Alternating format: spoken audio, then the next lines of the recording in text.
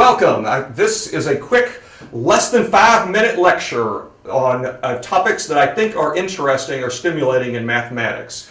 The first question I want to address in this short lecture is, the question is 0.9 repeating less than 1. So I assume everybody knows what 0.9 repeating is, but what that means is decimal. 0.9999999, etc. So that this goes forever. And the question is it less than 1 or is it equal to 1, right? It's pretty clearly not bigger, right? I mean, if you sort of think about 0.9 repeating, it's going to get closer and closer. If you picture the wall's 1, 0.99999, it's going to get closer and closer. It's certainly not going to go past the wall, so it's certainly not bigger than 1, but is it less than 1 or equal? Most people's instinct is to think that it's less than 1.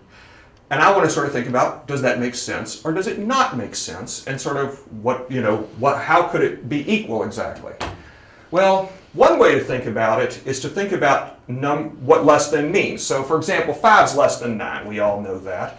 And because it's less than 9, 7, for example, is in the middle, right? And along with many other numbers, right? There are an infinite number of numbers between 5 and 9. So there's something between them.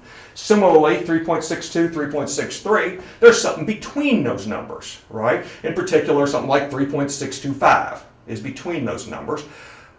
But there's, again, an infinite number of things between them. On the other hand, if you have a number like 6/3 and 2, right? 6/3 is they're just different representations of the same number, because if you reduce 6/3, you'll get 2. So it's really just another representation of the same number. So we start to think, okay, what about 0.9 repeating and 1, right? And so the question is there a number between them? Because if there's a number between them, we probably think that 0.9 is less than 1. 0.9 repeating is less than 1. But if there is no number between them, we start to wonder if maybe they're equal. So you sort of think, here's 1, right, over here. 0.9 repeating, get closer and closer. If we picture a number in the middle, right, well, what's going to happen is as you add more 9s, it's going to get closer to 1. It's going to pass that number up, right? If we pick a different number here, again, the 0.9s are going to pass it up, right? And there's no number between 0.9 repeating and 1.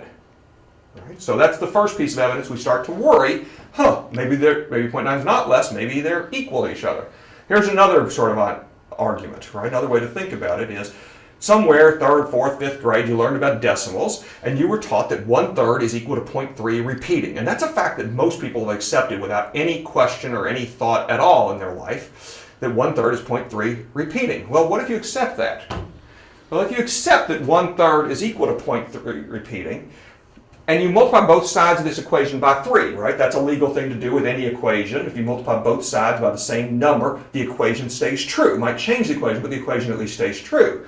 Well, so if you multiply 3 times 1/3 and 3 times 0.3 repeating, what's going to happen? Well, 3 times 1/3 is clearly 1. 3 times 0.3 repeating, I think, is pretty clearly 0.9 repeating. And so then I start to see that 1 might actually be equal to 0.9. Maybe these are just two representations of the same number.